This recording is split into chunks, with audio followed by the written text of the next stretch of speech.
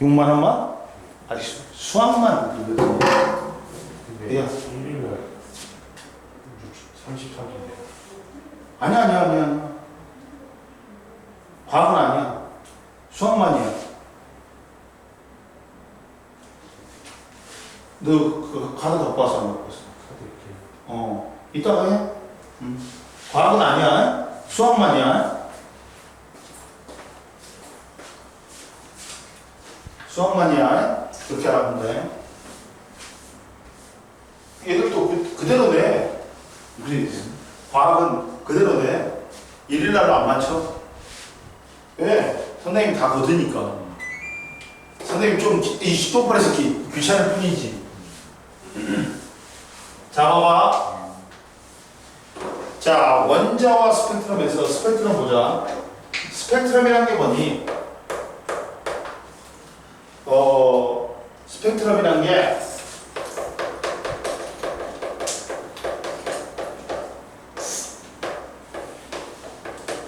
어떤 빛을 봤을 때,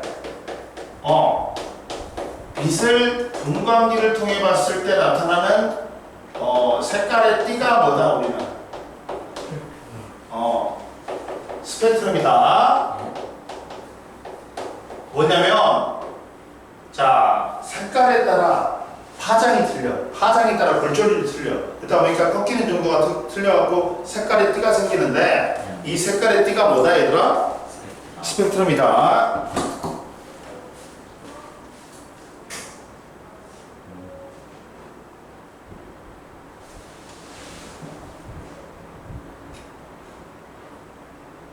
지금 아직도 안 나오네.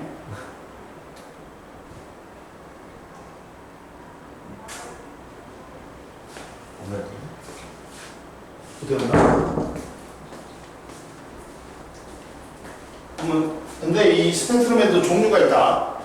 뭐가 있어? 연속 스펙트럼하고 뭐가 있어? 산 스펙트럼이 있어.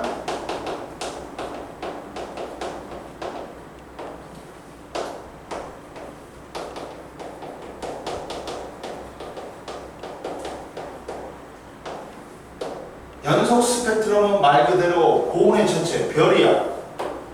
핵융합 반응하는 고온의 천체인데 얘가 오다가 프리즘에 끄가고 색깔에 따라 연속적인 색깔의 띠가 생기지. 그럼 이게 연속 스펙트럼이야. 뭐 있어? 햇빛이라든지 백열전구. 그리고 산 스펙트럼은 두 개가 있지. 뭐 있어? 흡수 스펙트럼하고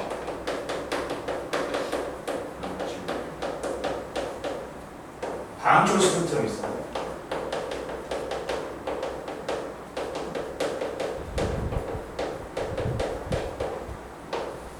흡수 스펙트럼 뭐 있어? 얘들아? 고온의 천체 별빛이 우주에 오다 보면 특정 파장의 빛이 흡수가 돼. 저온의 기체를 만나. 그럼 여기에 특정 파장의 빛이 흡수돼갖고 연속 스펙트럼에 검은색 선이 나타나. 이게 뭐다? 흡수 스펙트럼이야. 즉, 이거는 흡수 스펙트럼은 별빛이야. 그리고 태양도 연속 스펙트럼 아니다. 태양에서 온 햇빛이 연속 스펙트럼이지, 태양도 보면 표면보다 대기가 온도가 낮아. 그럼 대기에서 특정 파장의 빛이 흡수가 돼. 그래가지고 태양이 연속 스펙트럼이 아니라 흡수 스펙트럼으로 나타난다. 아, 이 새끼.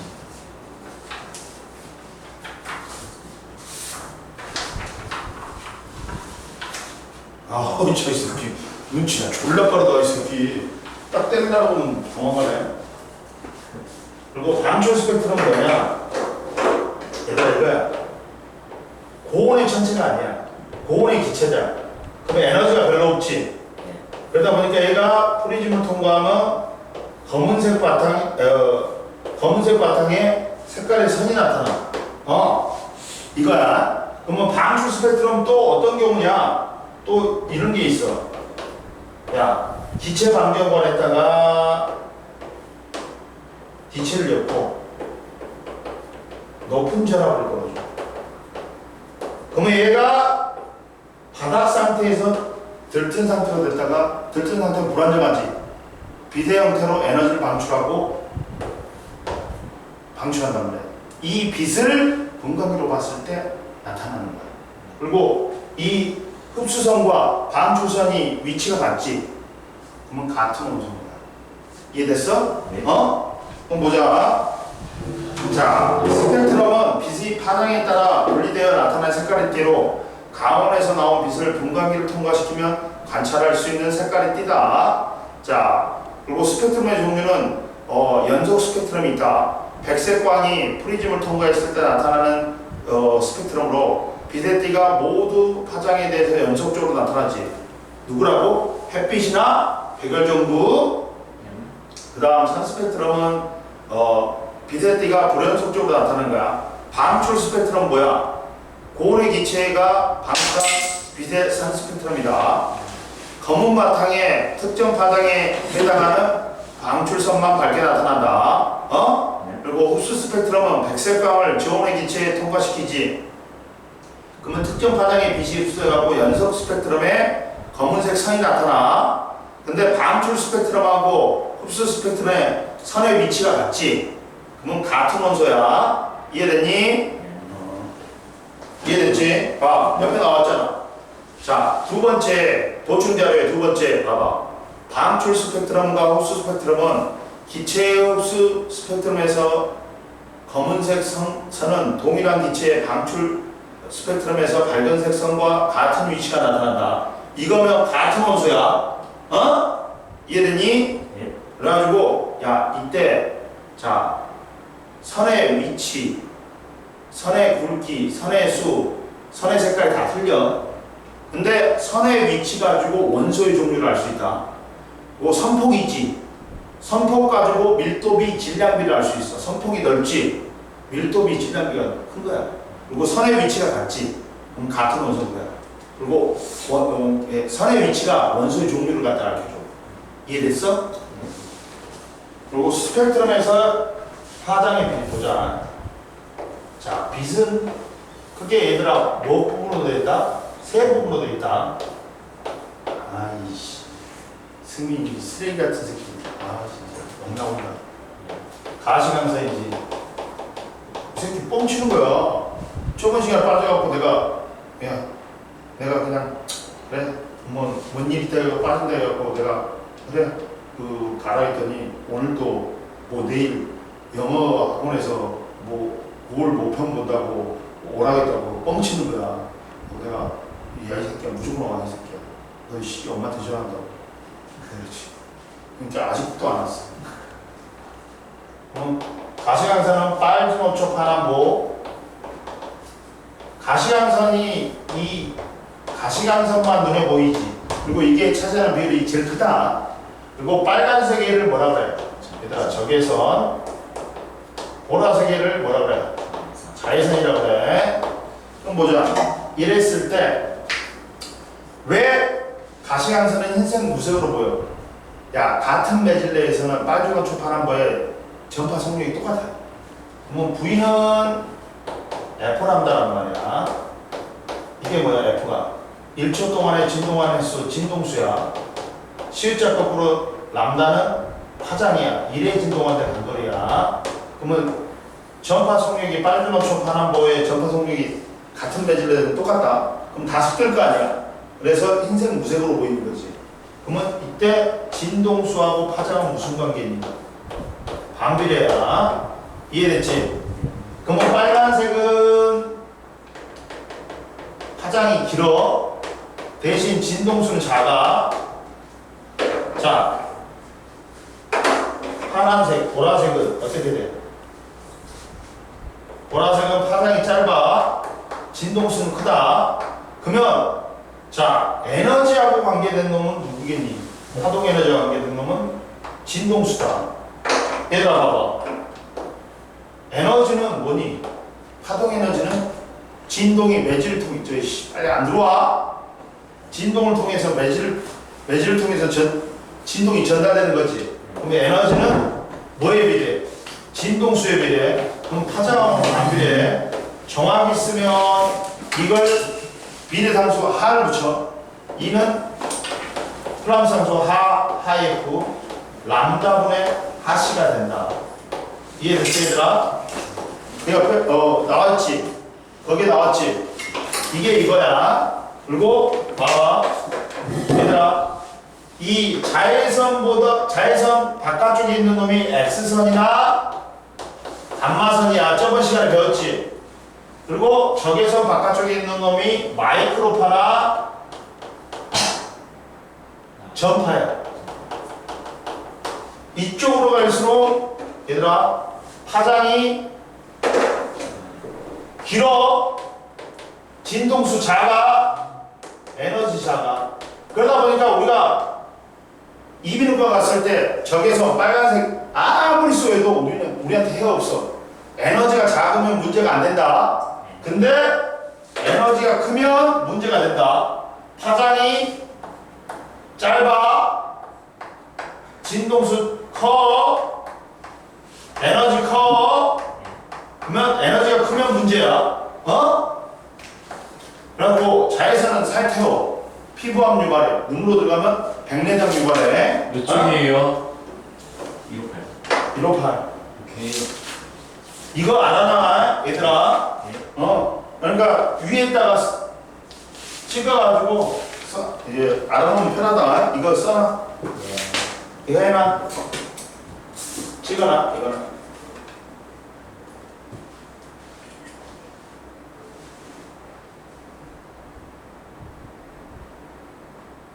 이해됐지? 그러다 보니까 X선은 파장이 짧기 때문에 투과력이 좋아. 에너지가 크지만. 그래갖고 살은 투과하고 뼈는 못 투과하니까 엑스레이 찍을 수 있지. 우리가 다쳤는지 안 다쳤는지 골절했는지. 이해됐어? 그 다음 보자. 자, 그리고 158페이지 봐봐. 제일 밑에. 자, 여러 가지 스펙트럼의 관찰해서 봐봐. 자, 그리고 여기서 C는 뭐다 얘들아? 람다분의 하C지. 빛의 속력이다. 그리고 봐라. 여러 가지 스펙트럼 관찰. 간이 분광이나 분광 필름을 이용하여 햇빛이나 백열 등을 관찰한다. 그러면 얘는 무슨 스펙트럼이니? 연속 스펙트럼이지? 네. 그 다음 기체 방정관에 방출되는 빛을 간이 분광기로 관찰하지. 이거는 뭐야? 검은색 바탕에 밝은색 선이 나타나는 방출 스펙트럼이다. 그리고 기체 방정관의 종류를 바꿔서 관찰한다. 그림은 햇빛, 백열 등 기체 방정관, 수소, 헬륨, 네온, 나트륨, 수은 등의 스펙트럼을 나타낸다. 그러면 햇빛이나 백열 등을 관찰했을 때 색이 연속적으로 나타나지. 연속 스펙트럼이야. 기체 방정관을 관찰했더니 검은색 바탕에 밝은색 방출선이 나타나지. 방출 스펙트럼이야. 산소 스펙트럼 중에서. 근데 원소마다 선의 위치가 다르지. 네. 이렇게 선의 위치는 원소의 종류를 나타낸다. 그리고 결론은 다양한 스펙트럼을 분석하면 원소의 종류를 알 수 있다. 그 다음 보자 이제. 159페이지 봐 이제. 자, 원자 모형이 있지. 우리가 원자 모형이 봐라. 어떻게 발전했어?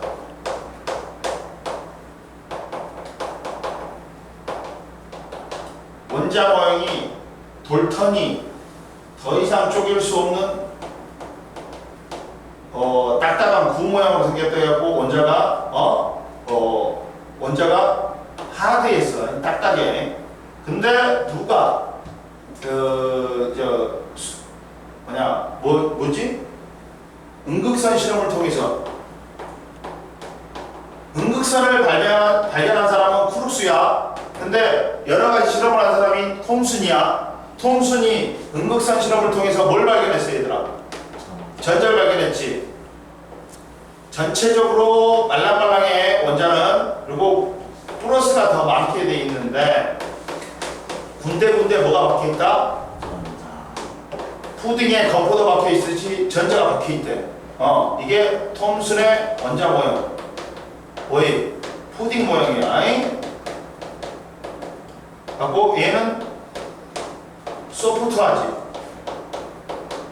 그리고 이제 톰슨의 제자 러더포드가 알파 입자 산란 실험을 통해서, 알파 입자는 뭐야?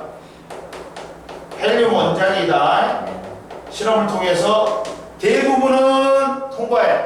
알파 입자가. 이 말은 뭐야? 원자가 대부분 비어있다는 거지. 일부가 휘어져. 극히 일부가 튕겨나가. 그러면 야, 헬륨 원자액 플러스를 띈다. 근데 휘어진다는 거는 여기서 원자액이 플러스를 띈다는 거지. 그러니까 청력이 작용하니까 휘어지는 거지. 그리고 튕겨나간다는 거는 뭐야? 원자액의 질량이 매우 크다는 거야. 그러면 야, 러더포드의 원자 모형은 원자의 질량의 대부분을 갖고 있는 원자액은 가만히 있어. 그리고 전자가, 가벼운 전자가 그 주위를 이렇게 쉥쉥 돌고 있다는 거야.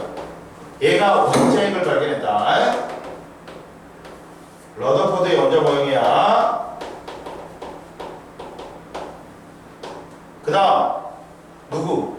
이제 러더포드의 제자 보우가 수소의 선 스펙트럼을 보고, 야, 원자액 주위를 전자가 돌고 있는데 아무렇게나 도는 게 아니라 일정한 궤도를 갖고 있구나. 이런 식으로. 네. 그리고 이게 보호의 원자 모형, 궤도 모형이에요. 궤도. 근데 왜 러더포드의 원자 모형이 보호의 원자로 바뀌었을까? 러더포드 원자 모형에 문제점이 있었겠지. 러더포드 원자 모형의 문제점 보자. 문제점은 잘 봐, 얘들아. 뭐냐면, 야, 원자핵이 있고 전자가 두 줄을 들고 있어. 그러면 무조건 얘들아 인력이 작용하지. 끌려 들어오게 돼 있어. 그러려면, 끌려 안 들어오려면 어떻게 돼? 전자가 매우 빠른 속도로 돌아가지고 얘하고 인력뿐만 아니라 밖으로 나가는 원심력이 있어야 돼.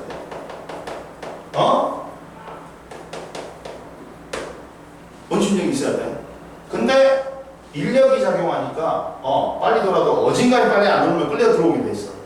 그러면 봐봐. 끌려 들어오다 보면 어떻게 돼, 얘들아? 끌려 들어온다, 원자에게. 그러면 선생님이 말했지. 바깥쪽으로 나갈수록 에너지가 커. 그럼 안쪽으로 들어갈수록 에너지가 작지. 그만큼 에너지를 방출해야 돼. 그러면 뭐가 돼야 돼? 연속 스펙트럼이 돼야 돼.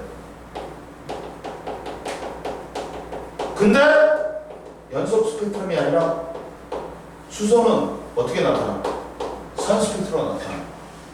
수소의 선 스펙트럼으로 나타나. 그러면 이게 틀렸지.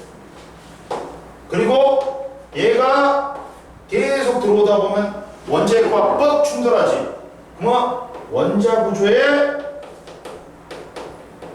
안정성 문제가 있었어. 그러다 보니까 이 러더포드의 원자 모형이 틀렸구나. 그러다 보니까 뭐가 나온 거야?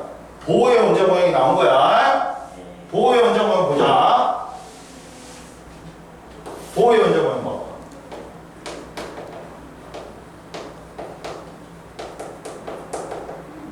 보호의 원자 모형은 원자핵이 가운데 있고 그 주위를 전자가 돌고 있는데 아무렇게나 도는 게 아니라 뭐야? 일정한 궤도가 있다겠지.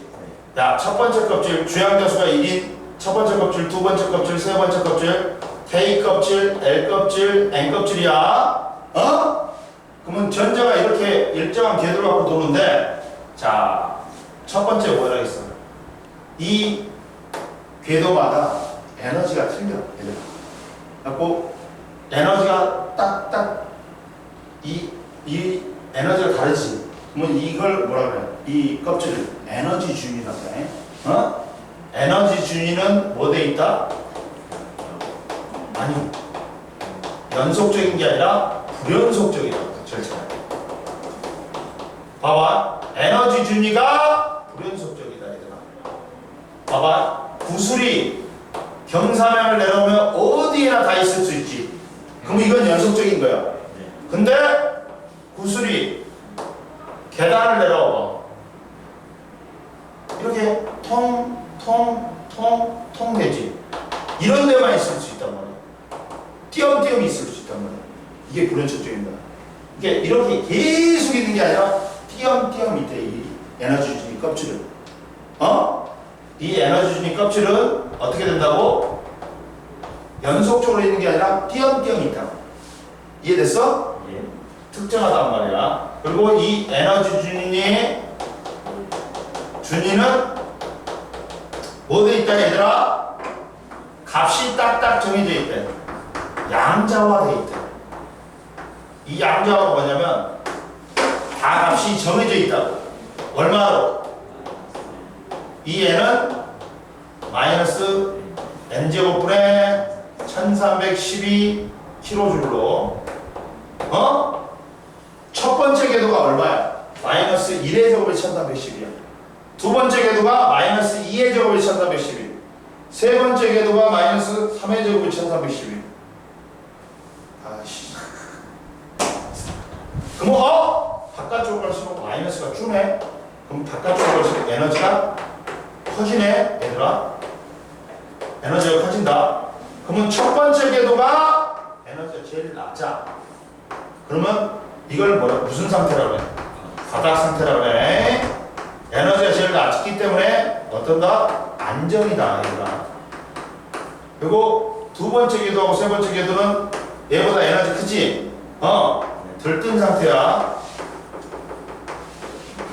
불안정하다.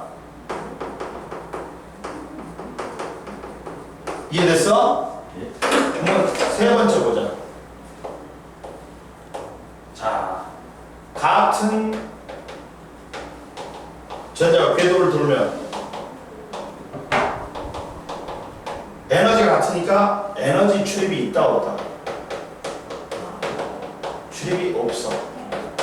같은 궤도를 돌면 에너지 출입이 없어. 왜? 에너지 같으니까. 근데 다른 궤도 전이한다는 거는 이동한다는 거야. 하면 다른 궤도로 전이하면 에너지 출입이 있어. 에너지가 달라지니까. 자, 얘는 봐라. 낮은 궤도에서 높은 궤도로 가지. 그만큼 에너지를 흡수해야 돼. 그러면 이때는 흡수 스펙트럼이야. 에너지가 높지? 들뜬 상태야. 불안정해. 그러면 빨리 에너지를 방출하고 그만큼 방출하고 바닥 상태로 내려가야 돼. 이때는 방출 스펙트럼.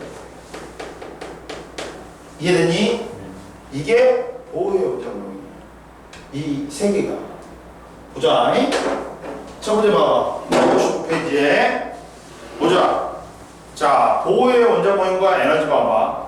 자, 러더퍼드 원자 모형에 문제점이 있으니까 보호의 원자 모형이 나온 거야. 자, 러더퍼드 원자 모형은 전자가 원자의 주위를 새끼가 이씨.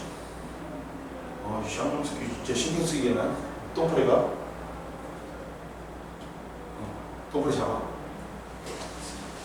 자, 전자가 원자의 주위를 임의의 궤도로 돌고 있다는 러더퍼드의 원자 모형은 알파 입자 산란 실험 결과 설명할 수 있지만, 자, 원자의 안정성하고 미출고 불연속적인 기체의 산 스펙트럼을 설명할 수가 없다. 옆에 봐봐. 러더퍼드 원자 모형의 문제점이다. 이것도 시험에 나올 수 있어.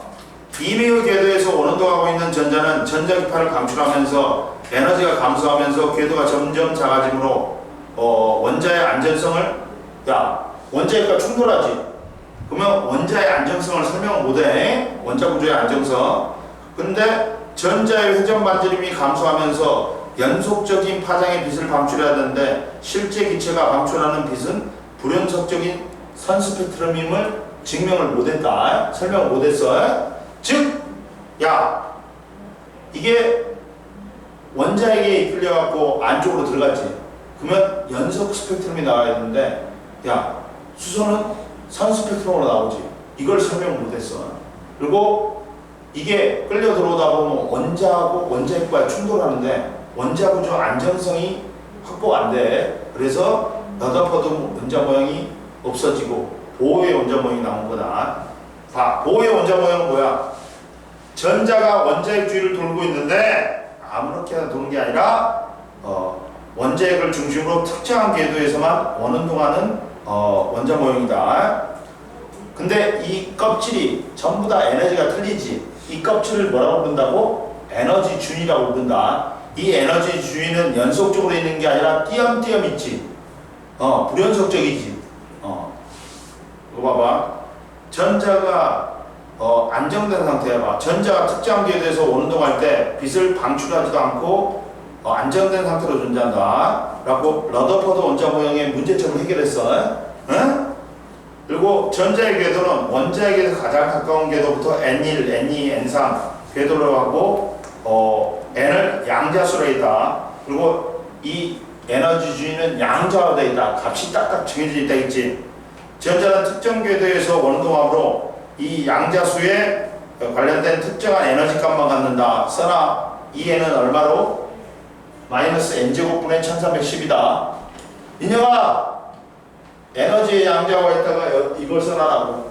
이 N은 마이너스 N제곱분의 1310이다. 첫 번째 궤도가 마이너스 1의 제곱의 1312, 두 번째 궤도가 마이너스 2의 제곱의 1312, 세 번째 궤도가 마이너스 3의 제곱의 1310이지. 마이너스가 줄으니까 바깥쪽으로 갈수록 에너지는 어떻다? 커진다. 커진다. 그리고 에너지 주인을 봐. 원자가 속박된 전자가 가질 수 있는 에너지 값 또는 에너지 상태다. 양자수 n에 따라 불연속적인 값을 가지며 n이 커질수록 에너지 주위도 커진다. 그래서 n1일 때 바닥 상태, 전자가 첫 번째 궤도에 있을 때 가장 낮은 에너지 주위에 놓여 있을 때 가장 안정된 상태야. 두 번째, 세 번째는 첫 번째 궤도보다 에너지가 크지. 그러다 보니까 바닥 상태의 전자가 에너지를 흡수하여 높은 에너지 주위로 이동한 상태지. 그러니까 에너지가 크면 뭐다? 불안정해. 그러니까 들뜬 상태라 그래.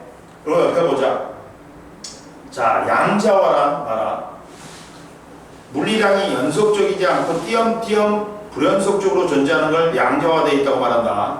물체가 계단에 있을 때 물체는 어느 높이의 계단에서 머물러 있을 수 있지만 계단과 계단 사이의 높이에는 머무를 수 없다. 그러면 수소의 에너지 준위 보자. 이걸 표현해 볼게. 그림으로 표현해 보자. 수소의 에너지 준위는. 수소의 에너지 준위 보자.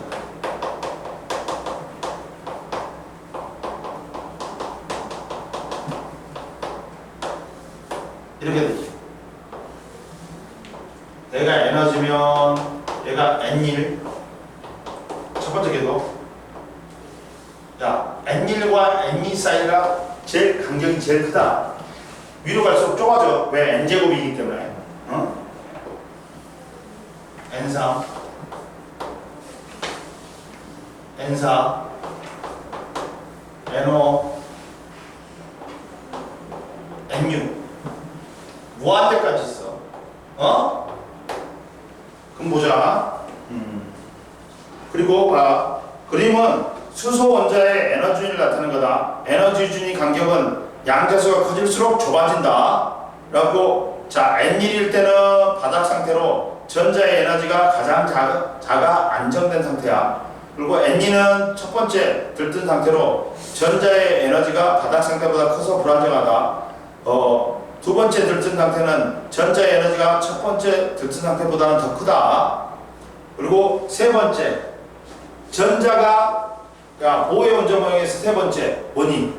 전자가 같은 궤도를 돌면 에너지 출입이 있다 없다?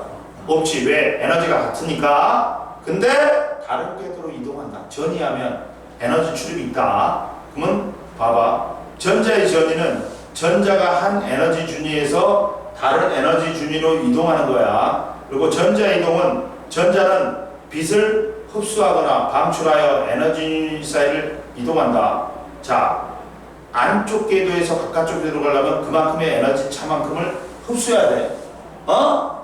그러면 이때는 무슨 스펙트럼? 흡수 스펙트럼이다. 낮은 에너지 준위에 있는 전자가 높은 에너지 준위로 전이한다. 그러면 전자가 바깥쪽 궤도로 전이할 때 에너지를 흡수한다. 그 다음 전자가 에너지를 방출할 때는 뭐야? 높은 에너지의 준위에 있으면 야, 에너지가 많으니까 불안정해. 들뜬 상태일 때는 빨리 그 에너지를 방출하고 바닥 상태로 내려가려고 해. 따라서 높은 에너지 준위에 있는 전자가 낮은 에너지 준위로 전이한다. 전자가 안쪽 궤도에서 전이할 때 에너지를 이때는 방출해. 그만큼은 이때는 무슨 스펙트럼? 방출 스펙트럼이 나온다. 그럼 이때 야, 전자의 전이와 광자의 에너지 봐봐. 전자의 전이하고 광자의 에너지 봐봐. 이때 다른 데로 전이할 때 방출하거나 흡수하는 에너지를 보자. 전자 전이와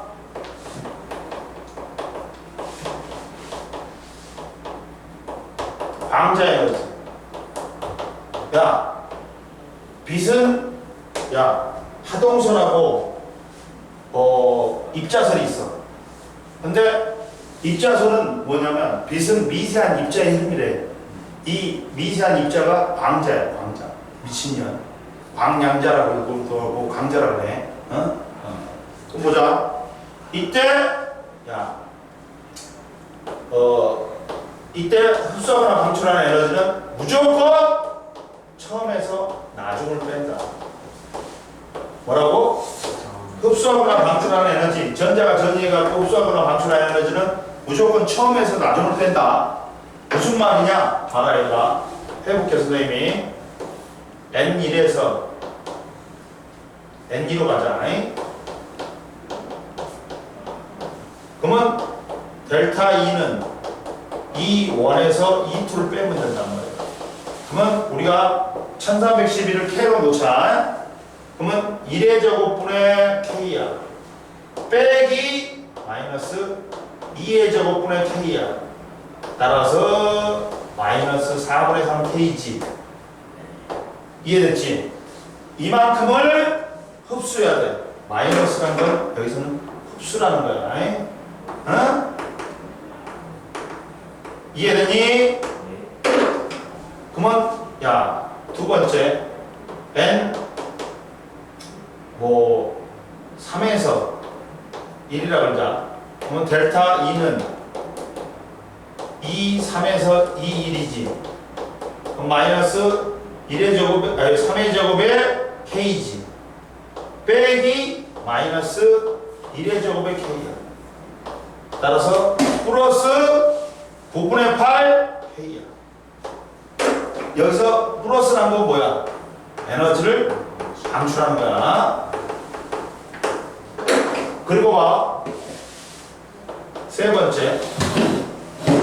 자, N2에서 N4로 왔대.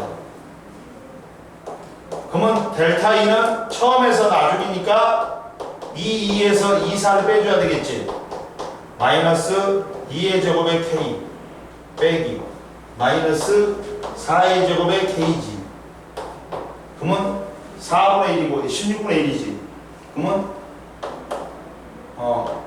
빼기 16분의 3K. 그러면 얘도 에너지를 흡수하는 거야.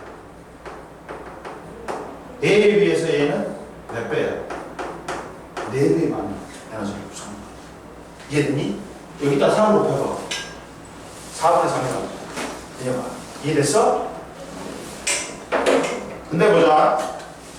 자, 이게 이거고, 지금 전자의 전이와 광자의 에너지지. 그러면 야, 광자가 이제 이거야. 광자 원래는 E는 하이프지. 광자가 내놓는 에너지가 광자가 E는 하이프지. 람다분의 하시야. 그러다 보니까 근데 이게 이만큼을 내놓는 거야. 전이할 때. 결국에 이게 다 같은 거지. 같은 거지. 이해됐어? 이해됐어? 이걸 써놔. 그 뭐야 이거 처음부터 나중 써놔. 무조건 얘들아. 자, 야 전자가 전이하면 다른 궤도로 전이하면 에너지를 흡수하거나 방출한단 말이야. 근데 이때 무조건 이 흡수하거나 방출하는 에너지는 이 처음에서 이 나중을 빼준 거야. 그만큼은 흡수하거나 그만큼은 방출한단 말이야. 이렇게 된다. 찍어놔. 시험 나오니까 좀만 더 하고 여기까지 해. 여기까지 해. 그래서 야 너 면발 라면 먹다가 라면 끊으면 기분 좋아 안 좋아? 좋아요. 안 좋아. 먹을 때 한 번은 먹어야지. 야 쉬고 먹으면 쉽게. 라면 식어 이 새끼야.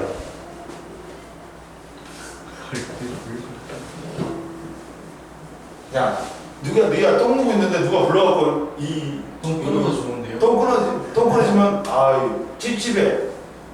한번 다시 힘줘야 되잖아. 씨발 관략하니 고생해야 되잖아. 저는 가야는 세서 잘 안 했네요.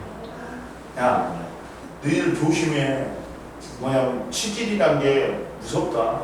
우리 치질 옛날에 어쩌냐면 치질 걸리 이게 치료하고 치액이 있고 뭐 암치질, 수치질이 있어.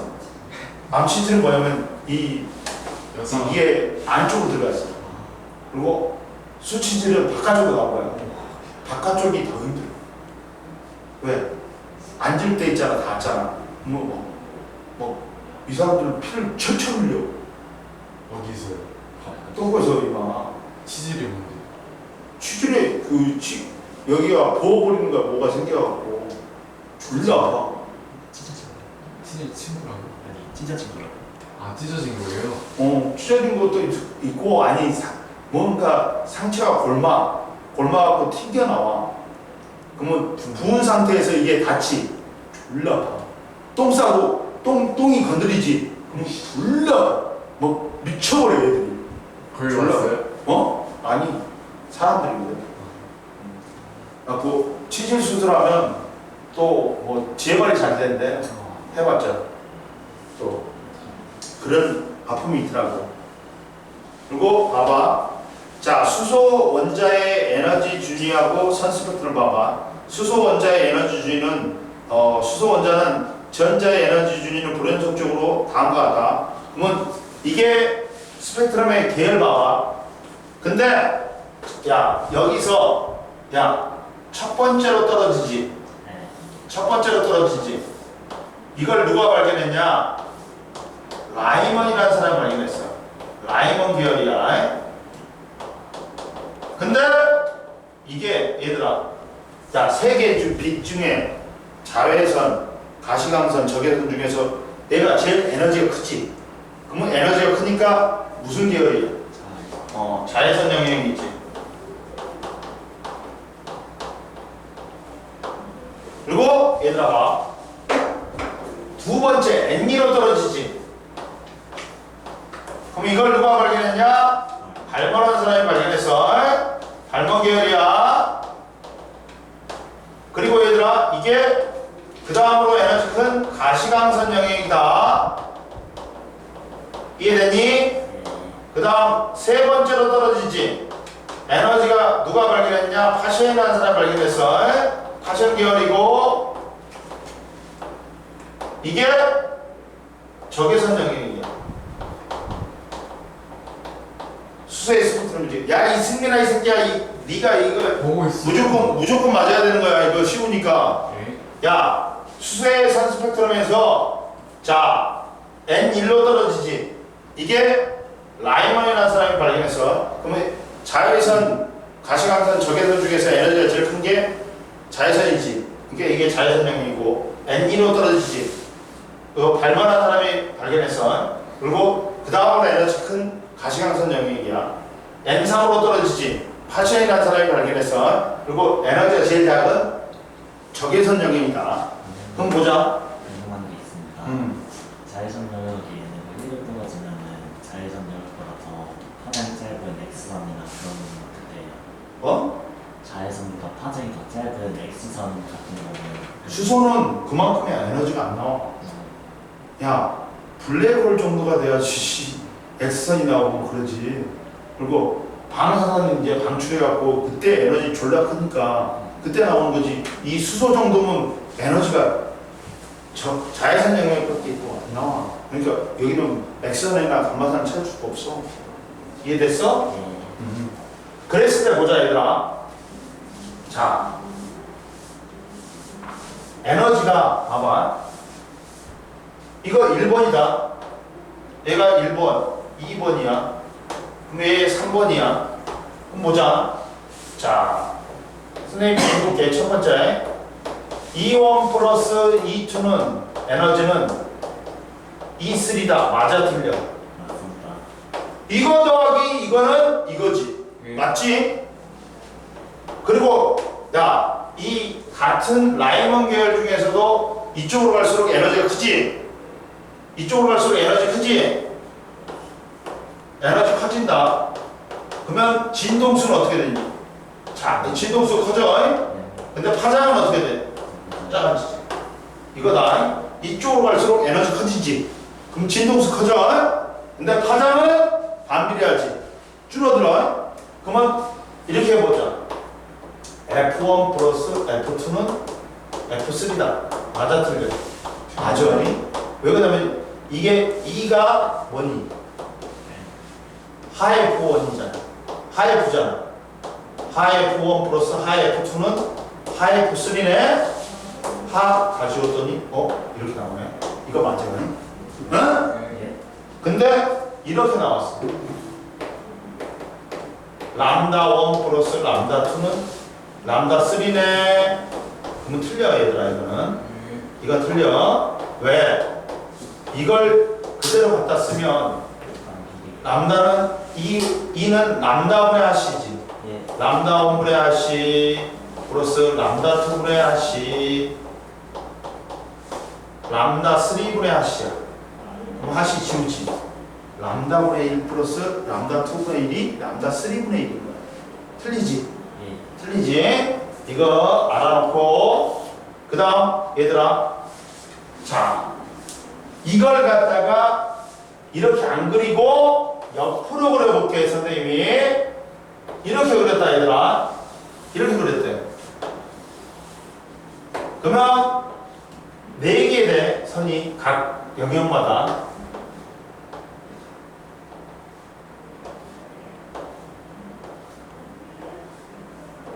이렇게 된다. 이렇게 영역 4개. 이렇게 된다. 그러면 간격이 좁지? 예. 간격이 좁지? 파장 짧은 거야. 진동수 큰 거야. 에너지 큰. 자외선. 그렇지. 자외선 영역이니까 라이먼 계열이야. 얘가. 예. 라이먼 계열이야. 그리고 이쪽이 간격이 넓으면 파장이 길어. 진동수 작다. 에너지 작다. 무슨 영역이냐? 파션 영역이겠지. 파션 계열, 적외선 계열이란 말이야. 그리고 얘가 뭐야? 발머 계열이겠지. 가시광선이. 네. 근데 파션은 어디로 떨어진 거야, 얘들아? N3으로 떨어진 거야. N3으로 떨어진 것 중에서 에너지 제일 작은 게 4에서 3이다. 그 다음에 얘는 에너지가 그 다음으로 크지. 5에서 3. 얘는 6에서 3이야. 이해됐니? 네. 그 다음 봐라. 발마 계열은 어디로 떨어져? 그리고 제일 끝에는 여러 개가 있지. 무한대에서 3으로 떨어져. 제일 끝에는. 얘는 그리고 얘는 어디로 떨어지는 거야? 2로 떨어지니까 제일 작은 게 3에서 2, 4에서 2, 5에서 2 이런 식으로 되는 거야. 6에서 2. 얘는 1로 떨어지지. 1로 떨어지는 게 제일 작은 게 2에서 2, 3에서 2, 4에서 2이겠지. 이해됐니? 그럼 보자 거기. 자, 야, 그리고 수소의 에너지 준위와 선 스펙트럼에서 수소의 에너지 준위는 EN은 마이너스 m제곱분의 1312 해도 되고 킬로줄 해도 되고 13.6 엘렉트론 볼트로 해도 된다. 전자 볼트는 봐봐. 얘도 에너지의 단위야. 정지에 있는 전자 한 개가 1볼트의 전압으로 가속시켰을 때 전자가 얻는 운동 에너지를 1 엘렉트론 볼트라고 하고, 전자 하나는 1.6 곱하기 10의 마이너스 19쿨럼이므로 1 엘렉트론 볼트는 1.6 곱하기 10의 마이너스 19승 줄이다. 그리고 수소의 산 스펙트럼 계열은 전자가 들뜬 상태보다 안정된 상태로 전이할 때 방출하는 방출 스펙트럼이 나타나고, 라이먼 계열, 발마 계열, 파션 계열로 구분한다. 그래갖고 라이먼 계열은 뭐야? N2 이상에서 N1로 떨어지는 궤도로 떨어지는 전이야. 얘가 에너지가 제일 크지. 그러니까 자외선 영역이다. 그리고 발마는 N3 이상에서 N2로 떨어지는 가시광선을 포함하는 영역이고, 파션 계열은 N4 이상에서 N3으로 떨어지는 적외선 영역이다. 물리량은 에너지는 누가 제일 커? 광자의 에너지는 방출되는 라이먼 계열, 발마 계열, 파션 계열 순이다. 파장은 반비례하지. 그러니까 누가 제일 커? 파션, 발마, 라이먼 순이다. 그리고 옆에 봐라. 야, 가시광선은 사람이 눈으로 볼 수 있는 영역의 영역으로 파장이 380에서 750이 나오지. 300에서 뭐 한 800이라 해도 돼. 400에서 380에서 750이지. 그러면 가시광선 영역이야. 그럼 보자. 제일 밑에 봐봐. 수소의 가시광선 영역의 스펙트럼에서, 자, 파장이 길수록 얘들아 뭐라 했어? 에너지가 작다겠지. 그러면 제일 오른쪽이 파장이 긴 656이 3에서 2로 떨어진 거야. 그 다음 486이 그 다음 에너지가 큰 5에서 3이야. 4에서 3이야. 4에서 2야. 4에서 2. 그 다음 434가 얼마야? 이게 5에서 2야. 410이 6에서 2야. 이렇게 나오는 거야. 이해됐니? 네. 자, 그림과 같이 수소의 원자의 가시광선 스펙트럼 영역에서 나타나는 스펙트럼의 파장은 4개이다. 그러면 전자가 3, 4, 5, 6 궤도에서 N2로 전이할 때 가시광선 영역에 빛이 방출되는데, 자, 656은 나노미터는 파장이 제일 기니까 에너지가 제일 적어야 되니까 3에서 2이다. 그 다음 486은 그 다음 적어야 되니까 4에서 2. 434는 그 다음으로 적어야 되니까 5에서 2. 410은 그 다음 적어야 되니까 6에서 2다. 이해됐니? 쉬어. 너 하나 더 같이 또.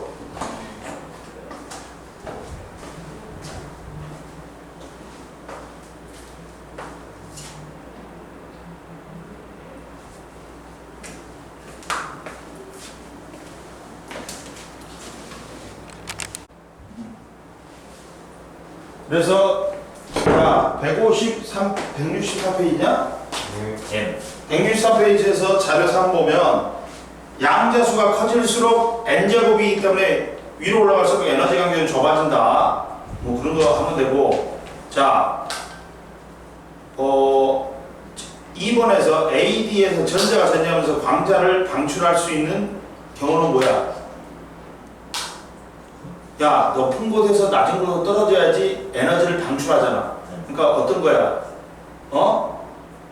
4에서 어디 있자? 방출할 수 있는 경우는 어디로? 어떤 거냐? AD 외에, AD 외에. AD 외이지? 네. 그럼 어디야? 4에서 2도 없네? 지금? 네. 그리고 뭣도 없냐? 3에서 1도 없지? 네. 4에서 2도 없고, 3에서 1도 없지? 네. 그리고 하면 되고, 그 다음 봐라. 야, 선생님 뭐라 했어? 자료 4번에서 파장이 짧은 쪽이 에너지가 크다 했지? 네. 그러니까 첫 번째가 라이먼 계열, 두 번째가 뭐야? 발머, 그 다음이 파션이야. 그러다 보니까 가시광선 영역은 발머 영역이고, 자외선 영역은 누구야? 라이먼 계열이고, 적외선 영역은 누구야? 파션 계열이지. 예. 그리고 라이먼 계열 중에서 파장이 가장 긴 경우 전자 어떻게 돼? 에너지하고 진동수는 비례하지. 파장은 반비례하지. 네. 그러면 에너지가 제일 작은 게 어떤 거야? 2에서 1이지. 네. 그래서 2에서 1이 파장이 제일 길겠지. 이해됐니? 네. 그리고 발모계열 중에서 비대 진동수가 가장 작은 경우 어디야? 에너지가 제일 작은 거니까 발마에서는 3에서 2지. 예. 이해됐지? 예. 그렇게 부르면 돼.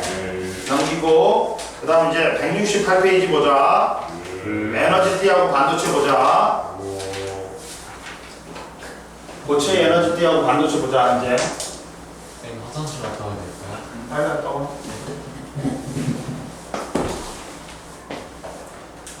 보자. 제일 먼저 나온 게 고체 에너지띠지. 예.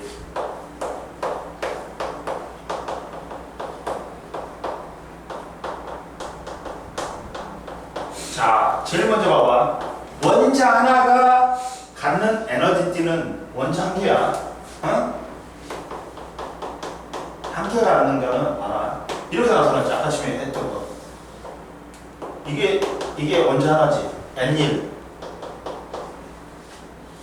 N2, N3, N4, N5, N6으로 나타나지. 이해됐니? 원자 하나면 이게 나타나. 어? 이해됐니? 근데 얘들아 봐.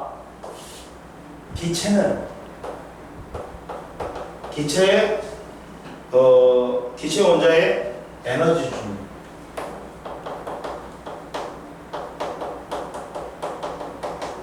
기체는 원자하고 원자 사이가 졸라리 떨어져 있어. 그러다 보니까 얘들이 원자끼리 이 에너지 준위가 영향을 안 줘. 그러다 보니까 에너지띠가 존재하지 않아. 알아? 기체 원자의 에너지 준위는 원자들이 서로 멀리 떨어져 있어 한 원자가 다른 원자에 영향을 주지 않으므로 같은 종류의 기체 원자에서는 에너지가 같다. 어? 근데 고체는 얘들아 생각을 해야 돼. 왜? 너무 따닥따닥 붙어 있는 거야. 그래갖고 한 원자가 한 다른 원자에게 에너지 준위에 영향을 준단 말이야. 무슨 원리에 의해서? 파울리 베타의 원리에 의해서. 봐봐. 고체 원자의 에너지 준위는 봐라.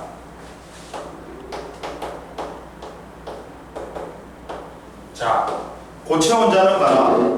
원자와 원자 사이 거리가 가까워 인자원 원자들이 전자궤도가 겹쳐지게 되므로 에너지 준위가 겹쳐지게 된다. 이때 자, 근데 이게 똑같지가 않아, 얘들아. 똑같지가 않아. 무슨 원리에 의해서? 파울리 베타의 원리에 의해서. 파울리 베타의 원리가 뭐야? 야, 들어갈 때 양자수가 4개 있지, 얘들아. 양자수가 4개 있지. 주양자수, 방위양자수, 자기양자수, 스핀양자수가 있어. 그러면 이때 자기양자수까지는 같을 수가 있어. 근데 전자가 양자수가 모두 같은 전자는 존재할 수가 없어. 마지막에 스핀 양자수로 틀려야 돼. 하나가 플러스 2분의 1이면 하나는 뭐야? 마이너스 2분의 1이 돼야 돼. 즉 봐라. 파울리 베타의 원리에 의해서 하나의 양자 상태에 전자가 양자 상태가 4개가 다 같은 양자수가 같은 전자 2개가 동시에 있을 수가 있어 없어? 없어. 그러니까 뭐라도 틀려야 돼, 얘들아. 스핀 양자수라도 틀려야 돼. 하나는 플러스 2분의 1, 하나는 마이너스 2분의 1로. 그러면서 원자들이 가까이 있으면 야, 에너지 준위가 다 같을 수가 없으니까 미세하게 갈라져. 미세하게 차이가 난단 말이야. 예. 겹쳐지진 않아. 미세하게 차이가 난다. 응?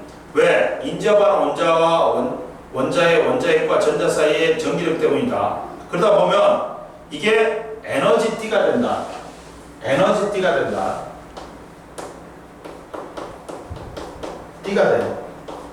무슨 말이냐? 야, 기체들은 야 이거야 이거.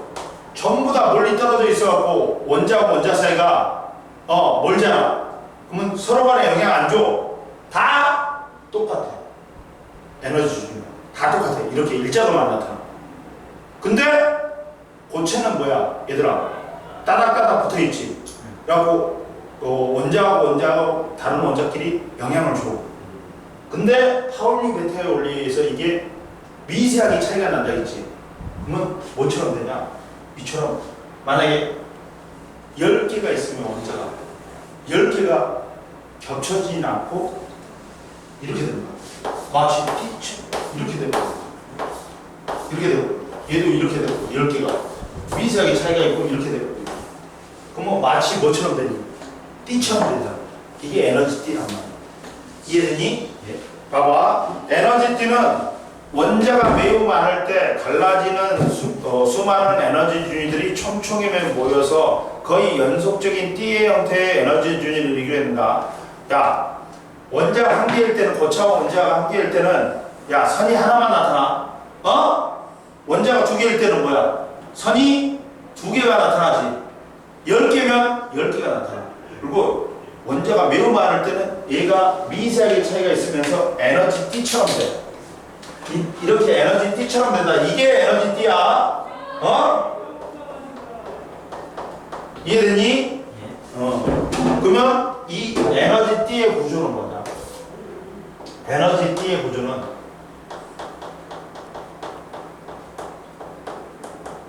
자, 이걸 뭐라 그래야 되나? 여기가 전자가 존재할 수 있는 얘를 허용띠라고 해요. 전자가 여기에 존재할 수 있어. 근데 여기는 전자가 존재할 수 있니 없니? 없지. 그러니까 금지띠라고 해. 또 허용띠. 또 금지띠가 있는 거야. 이런 식으로 그 중에서 허용띠 중에서 전자가 존재하는 허용띠 중에서 전자가 존재하는 허용띠 중에서 에너지 준위가 제일 큰 띠를 우리는 원자가띠라고 해. 네. 원자가띠라고 해. 근데 그 위에 원자가띠 위에 있는 허용띠야. 근데 전자는 안 존재해. 이 띠를 전도띠라고 합니다. 그리고 이 원자가띠하고 전도띠 사이의 금지띠를 뭐라고 불러? 얘를 띠틈, 띠간격 또는 띠틈이라고 해. 그러면 봐라. 이때 내가 띠간격만큼이 이제 허용띠하고 원자가띠가 뭐라고? 허용띠 중에서 전자가 존재하는 가장 에너지 준위가 높은 띠가 원자가띠야. 그리고 원자가띠 위에 전자가 존재하지 않는 허용띠를 뭐라고 부른다? 전도띠라고 해. 그리고 이 사이 간격을 갖다가 띠틈, 띠간격이라고 해. 근데 내가 이만큼을 에너지를 줬어. 그랬더니 이 새끼가 여기로 올라가 버리네? 올라가 버리네? 이걸 뭐라고 해? 전도됐다. 근데 야, 이 원자에게 가까운 허용띠일수록 인력이 세지. 근데 얘는 멀어졌으니까, 원자로부터 멀어졌으니까 인력이 줄어들지. 그러다 보니까 이 새끼를 원자로부터 약간 벗어났지. 그러니까 얘를 뭐라고 해? 우리는 그렇지, 자유전자라고. 그리고 얘는 뭐라 그래? 원래 있던 전자가 있던 자리가 비었지. 갖고 구멍이라고 그래, 전공이라고 그래. 근데 마이너스가 빠져나갔으니까 플러스가 되는 느낌이지. 그러니까 양공이라고 그래. 봐봐. 실제로는 누가 이동했어? 전자가 이동했지. 예. 근데 양공도 이동하는 것처럼 보이지. 근데 전자는 어디로 이동했니? 이쪽으로 이동했지. 근데 양공은 어디로 이동하는 거야? 아, 전자하고 양공은 반대로 움직이네. 이해됐니? 보자. 그러면 에너지띠 구조 봐봐. 허용띠가 있다. 허용띠는 뭐야? 전자가 존재할 수 있는 띠지. 네. 전자가 가질 수 있는 에너지 영역으로 봐봐. 절대 온도가 0K일 때 고체 원자들의 전자들은 허용띠의 에너지가 가장 낮은 것부터 채운다. 네. 싸움의 원리가 있지. 싸움의 원리가 있다. 그래갖고 원자값 띠는 전자가 채워진 에너지 띠 중에서 맨 위에 띠로 완전히 채워진 원자가 띠 내의 전자는 자유롭게 움직이지 못한다. 네. 자, 봐봐. 야, 꽉꽉 차 있어. 꽉꽉 차 있지. 움직일 자리가 없어. 그러다 보니까 그때 봐봐. 원자가 띠는 전자가 채워진 에너지 중에서 제일 맨 위에 있는 띠, 에너지 준위가 허용띠 중에서 가장 높은 띠야. 근데 완전히 채워진 원자가 띠 내의 전자는 야, 움직일 자리가 있어 없어? 없지. 빈자리가 없으니까 얘들이 움직일 수가 있어 없어? 자유롭게 움직이지 못한다. 전자가 옮겨갈 빈자리가 없기 때문에 전도띠는 원자가띠 바로 위에 있는 에너지띠로 전도띠 내의 전자는 자유롭게 움직일 수가 있다. 응? 왜? 전자가 채워져 있지 않기 때문에. 야, 전도띠는 뭐라고? 야, 원자가띠 바로 위에 있는 허용띠야. 여기에는 여기로 올라가지. 그러면 여기에 빈자리가 많단 말이야. 그러면 얘가 움직일 수 있지. 그러니까 전도띠에서는 전자가 자유롭게 움직일 수 있어. 그래서 이게 뭐 됐다? 전도됐다 그러고 원자가띠에서 있잖아. 이만큼의 에너지를 줬더니 얘가 전도띠로 움직였어. 그러면 얘는 뭐라 그래? 좀 자유스러워져. 자유전자라 그래. 그리고 이때 이 원자가띠에 생기는 구멍은 양공이라 그래. 이때 전자하고 양공은 서로 반대로 움직인다. 옆에 보자. 자, 파울리 베타의 원리가 있다. 원자는 하나의 양자 상태에 가진 전자가 2개 이상 존재할 수 없다. 즉, 전자는 각각 다른 양자수의 조합을 가져야 된다. 야, 고체는 원자들이 따닥따닥 붙어있다 했지. 그래갖고 한 원자가 다른 원자한테 상관을 한단 말이야. 그러면 힘이 작용해. 그래가지고 파울리 베타의 원리는 뭐냐면 양자수가 4개가 있는데 4개가 같은 전자가 존재할 수가 있다 없다? 없다. 마지막에 뭐라도 틀려야 된다? 스핀 양자수가 틀려야 된다. 플러스 2분의 1, 마이너스 2분의 1. 그렇다 보니까 이게 겹쳐지지 않고 에너지 준위가 약간 미세하게 벌어져. 미세하게 벌어져. 그러다 보니까 이것들이 기체같이 같은 에너지 준위가 있는 게 아니라 미세하게 차이가 있으면서 띠를 이룬다. 네.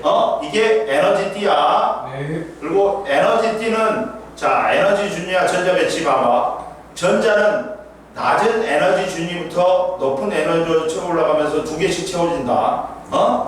자, 원자가 있는 전자들의 에너지는 원자가 띠 안에 위로 올라갈 수 있도록 에너지 준위가 전자의 에너지 준위가 높다. 그리고 띠간격이 있다. 띠간격 밑줄 그어야 돼. 띠틈. 자, 에너지 띠 사이의 간격으로서 이때는 여기는 전자가 에너지 준위를 가질 수가 없다.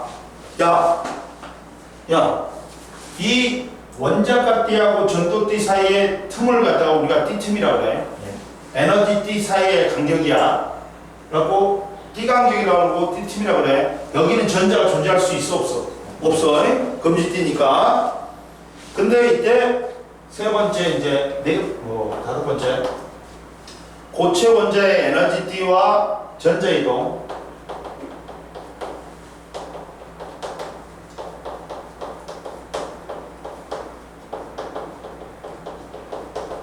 보자. 그러면 보자. 자, 고체의 에너지 띠와 원자의 에너지 띠와 전자 이동 봐봐. 원자가 띠의 전자가 완전히 채워져 있으면 전자는 자유롭게 이제 못 움직여. 그러면 원자가 띠에 있던 전자가 띠 간격 이상의 에너지를 흡수하면 어디로? 봐봐. 선생님 말했지. 아까 아침에 이렇게 되면 얘들아. 여기에 원자가 띠에 전자가 다 채워져 있지. 네. 빈자리가 없지. 네. 그러면 이 전자가 이동을 못해. 예. 근데 이 띠 간격만큼의 에너지를 주지. 네. 그럼 얘가 여기서 여기로 옮겨가. 예. 이걸 뭐 됐다? 전도됐다. 그럼 여기는 구멍이 많이 비어 있지. 그러니까 전자가 자유롭게 움직일 수 있지. 그러니까 이 전자를 뭐라 그러냐? 자유전자라고 해. 그리고 전류가 흐른다. 그리고 전자는 이쪽으로 이동했지만 이때 이제 생긴 구멍은 뭐야? 양공이지. 전공인데 전자가 빠져나갔다 해서 플러스가 된다 해서 의미에서 양공이야. 전자 이동 방향하고 양공 이동 방향 서로 뭐다? 반대다. 이해됐지? 네. 그 말이 적어져 있다. 어? 그 다음 이제 야 고체의 전기전도성은 뭐에 의해서 정해진다? 야 뭐에 의해서 정해진다? 이 띠간격에 의해서 뭐가 결정된다고? 고체의 전기전도성이 결정된다.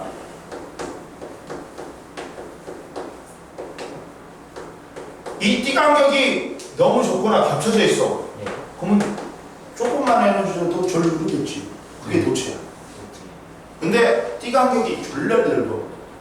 그러면 어딘가에 에너지 줘봤자 전류 안 흐르겠지. 그게 절연체, 부도체야. 그리고 반도체는 전류가 흐를 수도 있고 안 흐를 수도 있잖아. 그러니까 도체보다는 띠간격이 넓어. 근데 절연체보다는 띠간격이 좁지. 그래갖고 전류가 흐를 수도 있고 안 흐를 수도 있어. 이해됐니? 네. 자, 봐봐. 고체의 전기전도성 보자. 고체의 전기전도성.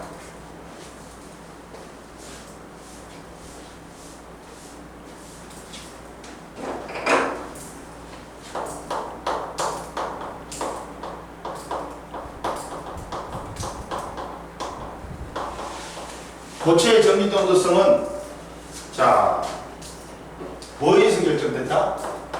말했지. 띠간격에 의해서 결정된다. 띠간격이 넓으면 전기전도성이 안 좋을 거고 띠간격이 좁으면 전기전도성이 좋을 거야. 전기전도성은 물질에서 전류가 얼마나 잘 흐르는지를 나타내는 성질이다. 전기전도성이 좋은 물질은 전류가 잘 흐르고 저항이 작아서 전류가 잘 흘러. 네. 근데 전기전도성이 좋지 않은 물질은 저항이 커서 물질의 전류가 잘 흐르지 못한다. 밑줄 거. 그리고 야, 전류를 흘러줄 수 있는 물질이 누구다? 두 개가 있어. 실제로는 전자야. 근데 양공도 움직인다 해갖고 자유전자와 양공이 의해서 전류가 흐른다. 자유전자하고 뭐? 양공에 의해서. 그래서 자유전자와 양공을 우리는 일명 전하 나르기라고 그래. 전하 나르기라고 그래. 그러면 자유전자는 원자과 띠의 전자가 에너지를 얻어서 전도띠로 이동된 전이 된 전자로서 고체 내부를 자유롭게 움직일 수가 있지. 자유전자가 많으면 전류가 어떻다? 잘 흐른다. 그리고 양공은 전자의 전이로 인해 원자과 띠에 생기는 빈자리지. 예. 이유단, 야, 양공이 생기면 이유단 전자가 자리 비었네? 움직여. 그러니까 전류가 흐를 수 있단 말이야. 이해됐어? 그러니까 양공은 전자의 전이로 인하 원자과 띠에 생기는 빈자리로서 이유단 전자가 채워지면서 움직일 수 있기 때문에 플러스를 띤 입자와 같은 역할을 한다. 이해됐니? 그래서 순수 반도체에서는 자유전자의 수와 양공의 수가 같다. 봐라. 옆에 봐라.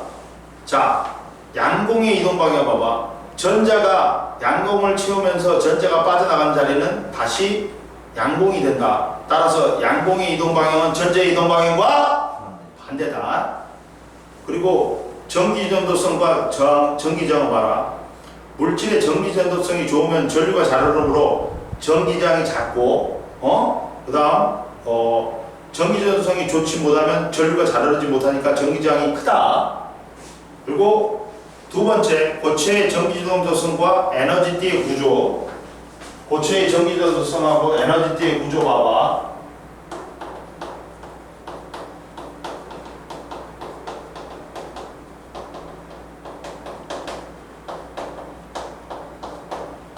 자, 보자.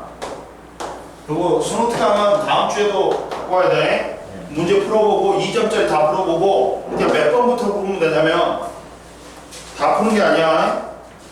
7번부터 풀어야지. 7번부터 오늘은 아마 몇 문제 안 풀어도 되네. 야, 14번 빼고 13, 15까지 풀어야 돼. 응? 뭔 말인지 알지? 14번 빼고 네. 13, 15까지 풀어야 돼. 응? 그럼 보자. 고체의 전기전도성과 에너지띠의 구조. 자, 고체의 정유전도성은 에너지띠의 구조에 따라 달라진다. 즉, 말했지 선생님이. 밑줄과 동그라미 쳐. 띠 간격에 의해서 전기전도성이 결정된단 말이야. 띠 간격이 넓지? 그러면 에너지 졸라 많이 줘야 되잖아. 그러니까 전기전도성이 떨어지지. 띠 간격이 좁지? 에너지 조금만 줘도 전류가 흐르잖아. 전기전도성이 좋단 말이야. 따라서 원자과 띠의 전자가 띠 간격보다 높은 에너지를 얻어서 전도띠로 전이 되어야 전류가 흐를 수 있지. 즉, 띠 간격이 좁을수록 밑줄과 전기전도성이 좋다. 이 띠 간격이 좁을수록 조금만 에너지 줘도 전이가 되잖아. 그러니까 띠 간격이 좁을수록 전기전도성이 좋다. 그러면 고체의 분류와 전기전도 봐봐. 도체는 전류가 잘 흐르지. 왜 그럴까? 원자과 띠의 일부만 차 있거나 원자과 띠와 전도띠가 겹쳐져 있어. 두 가지야. 야, 원자과 띠가 자리가 많이 비어 있어. 지그들끼리 움직일 수가 없지. 그리고 원자과 띠하고 전도띠가 겹쳐져 있어. 그러면 에너지 없이 흘러가 버리잖아. 조금만 에너지 줘도 띠 간격이 좁던지 겹쳐져 있는 거야. 조금만 에너지 주면 전도가 돼버리지. 즉, 띠 간격이 없어서 약간의 에너지만 흡수해도 전자가 쉽게 전도띠로 이동하여 고체 안을 자유스럽게 이동하므로 전류가 잘 흐르지. 전기 전도성이 좋다면 전기저항은 작은 거야. 금, 은, 구리, 철, 알루미늄 등의 금속 물질이야. 그리고 절연체는 다른 말로는 부도체라고 한다. 전류가 흐르기 어려운 물질이야. 얘는 원자과 띠하고 전도띠의 띠 간격이 졸라 넓은 거야. 넓은 거야. 원자과 띠가 아예 채워져 있거나 전자가 채워져 있거나 띠 간격이 넓은 게 뭐다? 절연체, 부도체야. 띠 간격이 매우 넓어 전자가 전도띠로 올라갈 수 없기 때문에 전류가 거의 흐르지 않는다. 전기 전도성이 좋지 않다. 전기 저항이 매우 크다. 다이아몬드, 유리, 나무, 고무 등의 비금속 물질이야. 반도체는 도체와 절연체 중간인 정도의 물질이지. 띠 간격이 좁아서 전자가 일정량의 에너지를 흡수하면 전도띠로 이동하여 전류가 흐를 수 있지. 그러나 전기 전도성은 도체보다는 적지. 그러나 절연체보다는 크겠지. 띠 간격도 도체보다는 넓어. 근데 절연체보다는 좋겠지. 그리고 전기 전도성이 도체보다는 좋지 않고 절연체보다는 좋다. 14벽인 뭐야? 규소나 점원임이 있다. 이해됐지? 넘겨. 그리고 자 봐봐. 전기전도도가 있다. 전기전도도가 있어. 그러니까 전기전도도는 전류가 얼마나 잘 흐른가? 시그마야. 육자 조금 작게 쓴 거야. 물체의 전기전도성을 정량적으로 나타내는 물리량으로 외부 전압에 의해서 고체가 전류가 잘 흐르는 정도를 나타낸다. 자, 전기전도도가 클수록 전류가 잘 흐르지. 즉, 전기전도도하고 전류는 비례지. 그럼 전류하고 저항은 무슨 관계예요? 반비례지. 이렇게 된단 말이야. 근데 얘들아, 자 봐라. 얘들아, 근데 자, 저항은 얘들아, 저항은 뭐다? 로우 구자 거꾸로 S분의 L이다. 로우라는 뭐다 얘들아? 비저항이라고 해. 비저항이라고 해. 비저항인데 물질의 특성이야. 물질의 특성이야. 하고 어떤 물질 길이가 1m이고 단면적이 1mm 제곱일 때 저항이야. 금이면 비저항 얼마, 은이면 비저항 얼마 정해져 있어. 갖고 다른 물질과 구별되는 그 물질만의 고유한 성질이야. 갖고 원자별에서 이거 적용하는 거야. 원자별은 물질마다 다 틀려. 즉 원자별이 촘촘하지 비장이 커. 원자만이 듬성듬성하지 비장이 적어. 그리고 저항은 또 같은 물질이라도 단면적이 단면적은 여기서 A로 나타냈구나. 단면적이 적을수록 커. 그리고 길이가 길수록 크단 말이야. 우리가 야 도로를 갖다가 도선이라고 생각해보자. 야 도로가 넓다가 갑자기 좁아지지. 병목이 현상이 일어나고 전류 잘 안 흐르지. 아니 교통체증이 발생하지. 그럼 봐봐. 야 2차선 도로야. 4차선에서 2차선으로 가는데 2차선 도로가 야 10m인 거하고 100m인 거하고 차 1000대가 지나는데 누가 교통체증이 심해?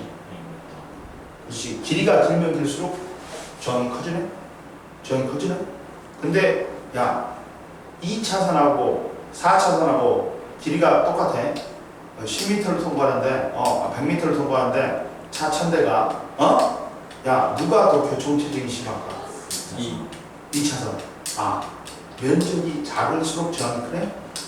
이렇게 된다. 그러면 이때 자 전기전도도는 저항하고 반비례지. 그러면 비저항은 또 이거 저항하고 비례해요. 근데 그러다 보니까 전기전도도하고 비저항은 딱 역수관계예요. 역수관계예요. 봐봐. 전기전도도하고 비저항은 뭐라고? 역수관계야. 그러면 여기서 로우는 뭐가 되냐? L분의 RA가 되지. 따라서 로우분의 1이니까 RA분의 L이 되는 거야. 따라서 전기전도도. 근데 자 얘들아 또 저항은 전류분의 전압이. 이걸 집어해 볼게.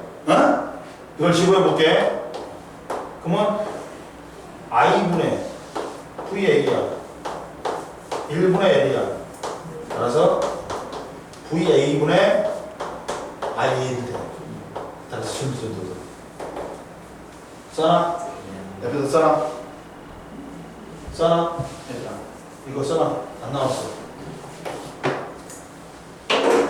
여기까지만 나오는데 책은 여기까지만 나오는데 선생님은 여기까지 읽었잖아. 이거 해놔야지. 힘들다. 이제 그래도 한 타임만 남았겠네. 한 타임만 하고 가면 된다. 어제는 10시까지 하니까 뭐 끝이 없어. 자, 그래서 전기전도도는 비저항의 역수다. 그러면 봐봐. 도체와 반도체의 전기전도도를 봐라. 비저항은 물질의 온도에 따라 변하는 물질의 특성이 있다. 자, 봐봐. 도체는 온도가 올라가지. 그럼 비저항이 커진다. 왜 그러냐면 봐봐. 도체는 야 열을 줘. 그러면 이걸 누가 받아 처먹냐?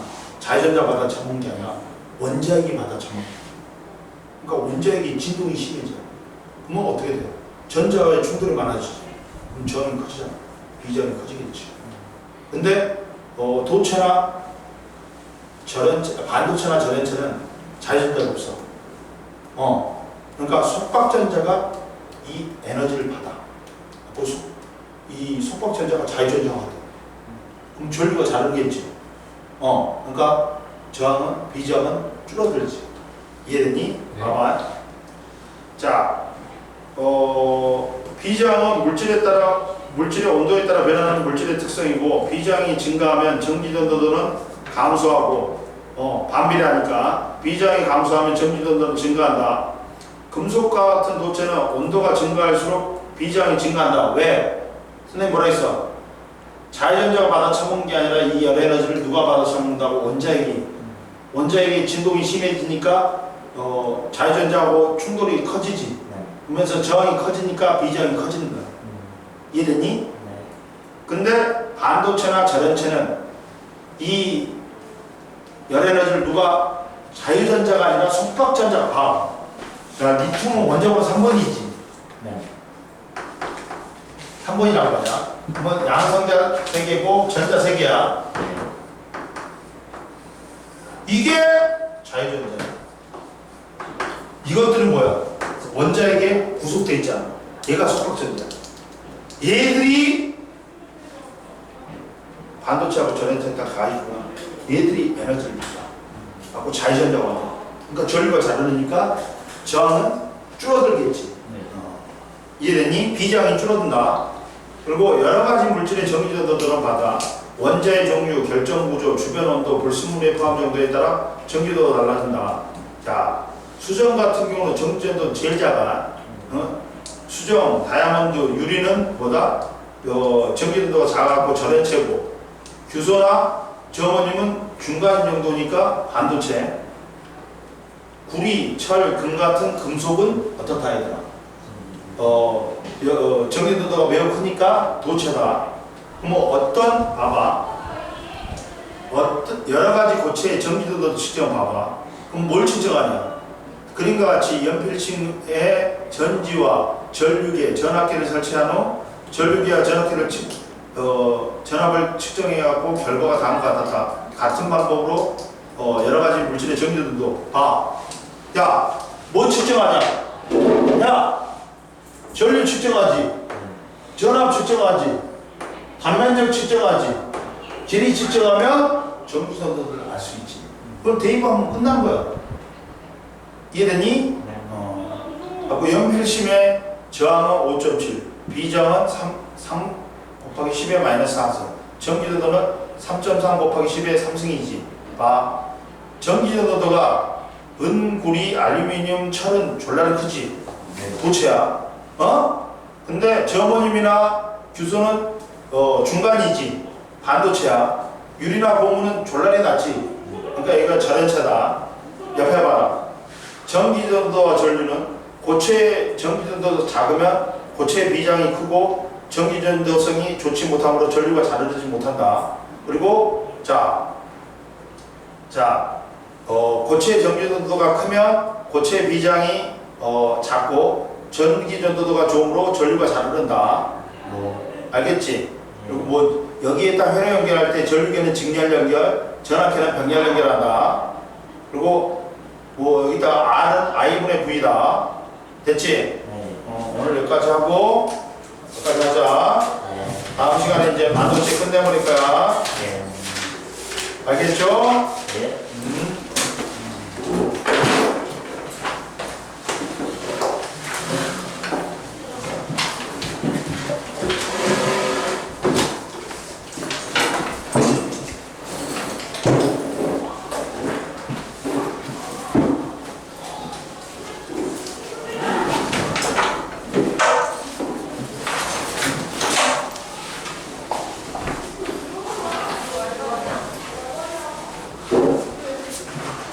가거라.